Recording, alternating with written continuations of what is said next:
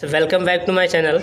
जैसा कि आप लोग जानते हैं कि हम वर्ब का स्टडी कर रहे हैं। अगर आप लोगों ने इससे पहले वाले पार्ट्स 5 जा चुके हैं, अगर नहीं देखें तो उसे पहले जाकर देख लें। तो आइए आज हम लिंकिंग वर्ब्स के कुछ इम्पोर्टेंट चीज़ रह गए थे उसका स्टडी करते हैं। देखिए जिसे लिखा है नोट में, कुछ लिंकिंग वर्ब्स ऐसे होते हैं जो एक्शन वर्ब्स की तरह भी काम करते हैं। आइए तो एग्जांपल के थ्रू समझते हैं। जैसे लिखा है look, taste, smell, feel, get and grow etc। Friends, ये ऐसे वर्ब्स होते हैं जो लिंकिंग वर्ब तथा एक्शन वर्ब्स दोनों के रूप में काम करते हैं। आइए तो एग्जांपल के थ्रू समझते हैं। देखिए लिखा है सी लुक्स ब्यूटीफुल। यहाँ देखिए लुक्स, ये लिंकिंग वर्ब है। लिंकिंग वर्ब क्यों है? क्योंकि मैंने बताया था कि लिंकिंग वर्ब्स वे वर्ब्स होते हैं जो सब्जेक्ट को और सब्जेक्ट कंप्लीमेंट को जोड़ते हैं। उनके बीच का जो रिलेशन होता है उसको भी बताते हैं, जिसे वह सुंदर दिखती है। सुंदर दिखने का काम कौन कर रही है? वह कर रही है। तो सी को और ब्यूटीफुल को कौन जोड़ रहा है? लुक्स। तो यहाँ पर ये लिंकिंग वर्ब है। आइए दूसरा एग्जाम्पल समझते हैं। I am looking at you. यहाँ पर लुकिंग, यहाँ का लुकिंग ये एक्शन वर्ब है फ्रेंड्स। तो ये लिंकिंग वर्ब नहीं है, यहाँ पर ये एक्शन वर्ब है। The food taste is delicious. भोजन स्वादिष्ट लग रहा है। यहाँ देखिए भोजन स्वादिष्ट, आज स्वादिष्ट लग रहा है, अर्थात ये टेस्टेड यहाँ पर स्टेटिव वर्ब है, लिंकिंग वर्ब है, क्योंकि डिलीशियस को और फूड को जोड़ रहा है। और यहाँ द फूड और डिलीशियस, अच्छा कौन है? स्वादिष्ट कौन है? फूड। तो इसको जोड़ रहा है कौन? इन दोनों को, टेस्टेस। तो यहाँ पर ये लिंकिंग वर्ब हो गया। आई टेस्टेड द फूड, मैंने भोजन को चखा। फ्रेंड्स, यहाँ पर टेस्टेड ये एक्शन वर्ब है, क्योंकि इसके आई और द फूड को ये लिंक नहीं कर रहा है, इस प्रकार ये एक्शन वर्ब है। तो आइए अब हम स्टेटिव वर्ब्स का स्टडी करते हैं और देखते हैं स्टेटिव वर्ब्स क्या होता है। फ्रेंड्स देखिए stative verbs, friends stative verbs होता क्या है? वे क्रियाएं जो स्टेट एंड पोजीशन को दिखाते हैं उसको हम स्टेटिव वर्ब्स कहते हैं। Stative verbs show state and position. Friends stative verbs को हम नॉन कॉन्टिन्यूअस वर्ब्स भी कहते हैं। फ्रेंड्स इसका कॉन्टिन्यूअस फॉर्म्स नहीं होता है, अर्थात इसका प्रयोग हम कॉन्टिन्यूअस में नहीं करते हैं, इसमें कोई एक्शन नहीं होता है।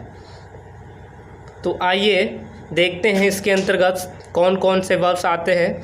जैसे लिखा है know, see, love, have, taste, want, like, feel, think, believe, hear, appear, smell, doubt, prefer, please, suppose, remember, trust, own, resemble, dislike, accept, contain, recall, comprise, cost, need, belong to, satisfied etc। Friends ये stative verbs है।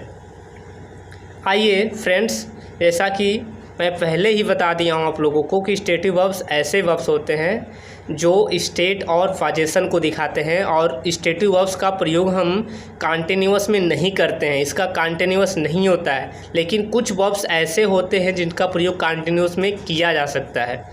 तो आइए देखते हैं example के through. देखिए लिखा है आई एम सीइंग यू, मैं आपको देख रहा हूँ। फ्रेंड्स यहाँ सीइंग ये स्टेटिव वर्ब है, ये स्टेट दिखा रहा है, तो इसका आईएनजी फॉर्म नहीं बनेगा, इसका कॉन्टिन्यूअस में हम प्रयोग नहीं कर सकते, इसलिए ये सेंटेंस यहाँ पर रॉन्ग है।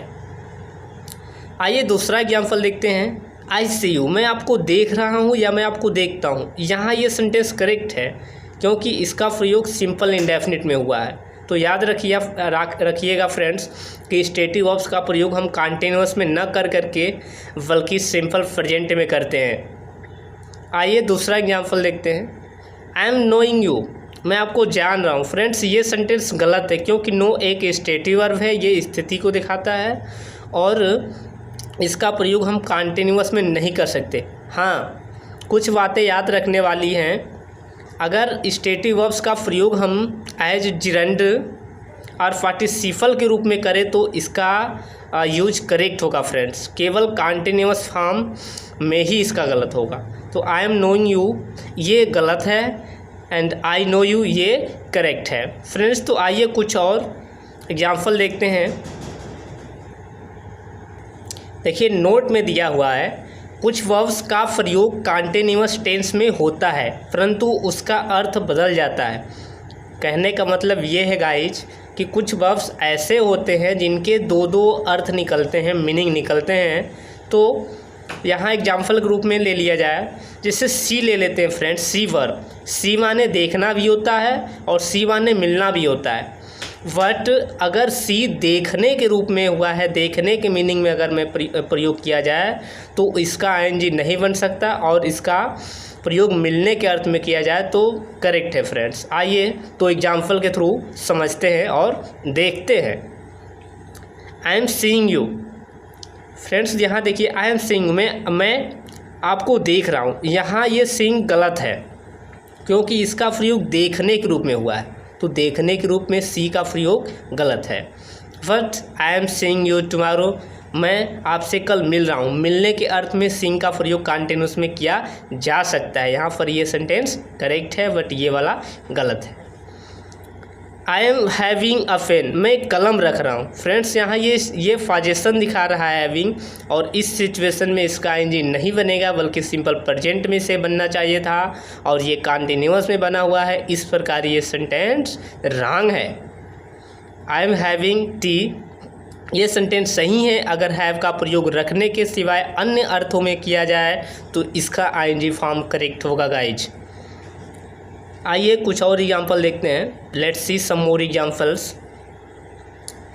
आई एम हियरिंग यू, मैं आपकी आवाज़ सुन रहा हूँ। फ्रेंड्स हियर का प्रयोग मैं यहाँ सुनने के अर्थ में किया हूँ जो कि गलत है। दिस सेंटेंस इज रॉन्ग क्योंकि हियर एक स्टेटिव वर्ब है और इसका आईएनजी फॉर्म नहीं होता है। इसका कंटिन्यूअस में हम प्रयोग नहीं कर सकते।